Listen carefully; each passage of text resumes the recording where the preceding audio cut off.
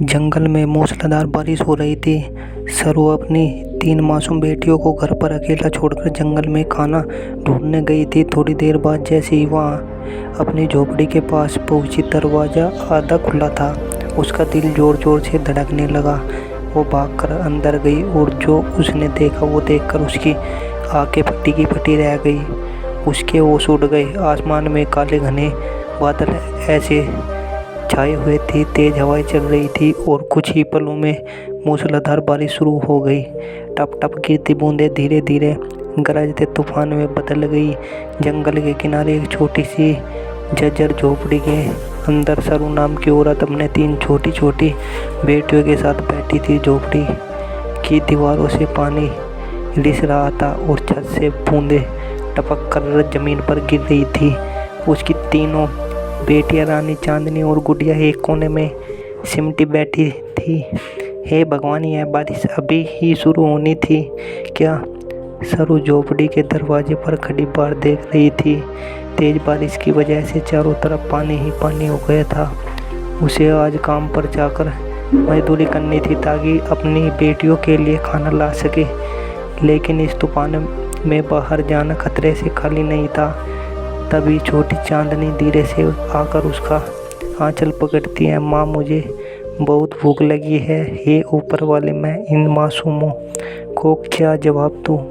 उसकी आंखों में आंसू आ गए, लेकिन उसने खुद को संभाला। फिर उसने मजबूती से कहा, ठीक है, मैं अभी जाती हूँ, तुम सबके लिए खाना लेकर आती हूँ। गुड़िया तुरंत बोली, माँ, बाहर बहुत बारिश है, आप मत जाओ ना।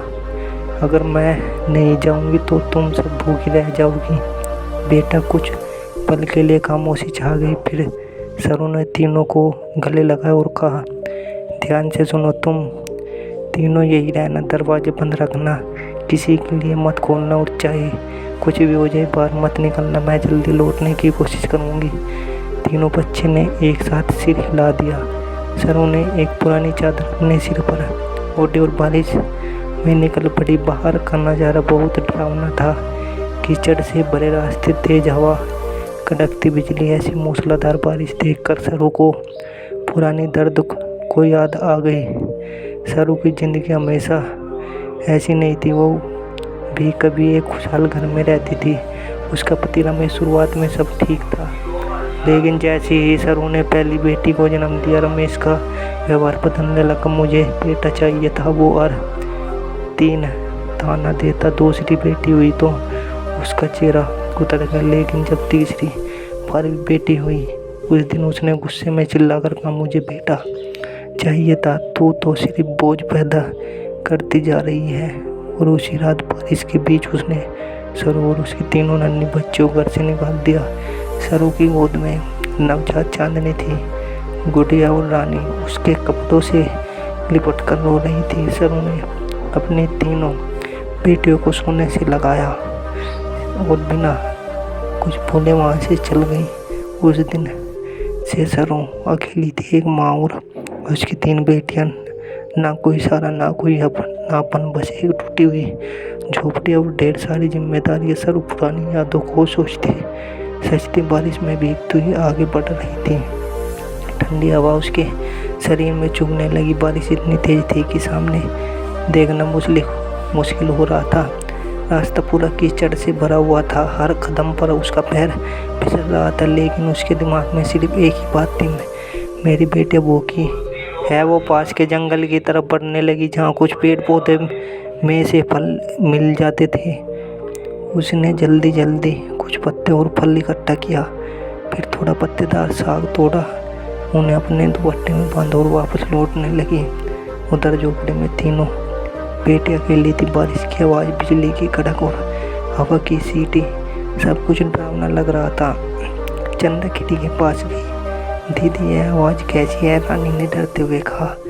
पता नहीं, शायद हवा की होगी, लेकिन तभी उन्हें लगा जैसे बाहर कोई रो रहा है। गुड़िया डर कर रोने लगी। माँ, रानी ने उसे गले लगाया। डर मत माँ, आ जाएगी। लेकिन उसके खुद के हाथ कांप रहे थे। उधर सरू वापस लौट रही थी, लेकिन अब बारिश और तेज हो चुकी थी। हर जगह पानी भर गए था, नाले उफान पर थे। हे भगवान, मैं घर कैसे पहुंचेगी? रोने की आवाज़ मेरी उसका दिल घबराने लगा। तभी उसी रास्ते में एक बूढ़ा आदमी मिला। अरे सरू, इस तूफान में कहाँ जा रही हो? मेरी बेटी घर पर अकेली है, इसलिए जल्दी घर जा रही हूँ। बूढ़ा आदमी गंभीर हो गया। आजकल हालात ठीक नहीं है। कल ही सुना है पास के गांव में एक बच्चा चोर आदमी बच्चों को उठाने की कोशिश कर रहा था। गांव में 5 चोर घूम रहा है। सुना है बच्चों को उठाकर शहर में बेच देता है। कल ही गांव से एक बच्चा भी चोरी हो गया। यह सुनते ही सरू के पैर तले जमीन खिसक गई। क्या हाँ बेटी, जल्दी जाओ, देर मत करो। मेरी बेटियां अकेली घर पहुंचना है। अब सरू के दिल की धड़कन तेज हो गई। मेरी बेटी अकेली है। उसने बिना सोचे दौड़ना शुरू कर दिया। बारिश कीचड़ ठंड सब कुछ भूल गई। बस एक ही लक्ष्य, घर पहुंचना है। जैसे वह आगे बढ़ी, अंधेरे में तो परछाई उसके सामने आकर खड़ी हो गई। 2 आदमी उनकी नजरों ठीक नहीं थी। एक ने हंसते हुए कहा, अरे देखो तो बारिश में शिकार खुद चल कर आ गया। दूसरा बोला, आज तो मजा आ जाएगा। सरू का खून सूख गया, लेकिन उसने खुद को संभाला। अगर मैंने डर दिखाया तो सब खत्म। उसने हिम्मत जुटाई और कहा, मुझे जाने दो, मेरे बच्चे घर पर अकेले हैं। पहले तुम्हारे पास जो है वो सब हमें दे दो। हाथ में जो सोने की कोठी पहनी है वह भी खोल कर दो, तब तुम्हें यहाँ से जाने देगी। तब सरू ने सूझबूझ से एक पल में फैसला लिया, तुम लोग मुझे नहीं जानते, मैं साधारण औरत नहीं हूँ। अच्छा क्या कर लेगी? मेरे इस अंगूठे में जहर है, जो भी मुझे छुएगा। तुम लोग मुझे नहीं जानते, मैं साधारण औरत नहीं हूँ। दोनों हंसने लगे। अच्छा क्या कर लोगी? जो भी मुझे छुएगा वो जिंदा नहीं बचेगा। दोनों चौंक गए। और यह जो मेरे पास पत्ते वाले सागर वो जड़ी बूटियाँ है, यह नहीं है, इन पर तांत्रिक मंत्र किया गया है। अगर मुझे या मेरे किसी भी चीज़ को हाथ लगाओगे तो तुम लोग बच नहीं पाओगे। बारिश अंधेरा माहौल डरावना हो चुका था। दोनों आदमी एक दूसरे को देखने लगे। कहीं ये सच में, अगर हमें सच में कुछ हो गया तो चल यहाँ से रिस्क मत ले। अगले ही पल दोनों वहाँ से भाग गए। सरू ने गहरी सांस ली। उसकी आंखों से आंसू बह निकले। अगर दिमाग से काम लो तो बड़ी से बड़ी मुसीबत टाली जा सकती है। वो भीड़ से दौड़ने लगी अपने घर, अपनी बेटियों के पास। सरू तेज बारिश में दौड़ते हुए अपनी झोपड़ी की तरफ बढ़ रही थी। उसके पैर कीचड़ में धंस रहे थे। सांसें तेज हो चुकी थी, लेकिन दिल में सिर्फ एक ही आवाज़ गूंज रही थी, मेरी बेटियाँ। आखिरकार वो अपनी झोपड़ी के पास पहुंच गई। दरवाजा आधा खुला था। सरू का दिल जोर से धड़कने लगा। रानी चंदा, गुड़िया चंदा, उसने घबराई हुई आवाज़ में पुकार। रानी अंदर घुसते ही उसने देखा तीनों बेटियाँ एक सिमटी हुई थी, पूरी तरह भीगी हुई और कांप रही थी। वहाँ तीनों एक साथ दौड़कर उससे लिपट गए। सरू ने उन्हें कसकर अपने सीने से लगा लिया। कुछ नहीं हुआ तुम्हें? रानी रोते हुए बोली, माँ हमें बहुत डर लग रहा था। बाहर से अजीब आवाज़ें आ रही थी। पानी अंदर आ गया था। माँ अब मैं आ गई हूँ। गुड़िया सिर्फ रोए जा रही थी। सरू की आंखों से आंसू बह निकले, लेकिन उसने खुद को संभाला। मैं आ गई हूँ, अब कुछ नहीं होगा। सरू ने जल्दी से अपने दुपट्टे में बंद पत्ते साफ और फल को निकाला। एक टूटी हुई हांडी में उसने थोड़ा पानी डालकर चूल्हा जलाने की कोशिश की, लेकिन लकड़ियाँ भीग चुकी थी। बहुत कोशिश के बाद किसी तरह हल्की आग जली हो गया। अब हमें गर्मा गर्म खाना मिलेगा। उसने उन पत्तों वाला साग को उबालकर बच्चों को दिया। लो बेटा। तीनों बच्चे भूख से बेहाल थे। उन्होंने बिना कुछ सोचे खाना खा लिया, फिर फलों को भी काट कर दिया। थोड़ा पेट भरते ही उनकी आंखें में नींद नहीं लगी। सरू ने उन्हें अपनी गोद में सुला लिया।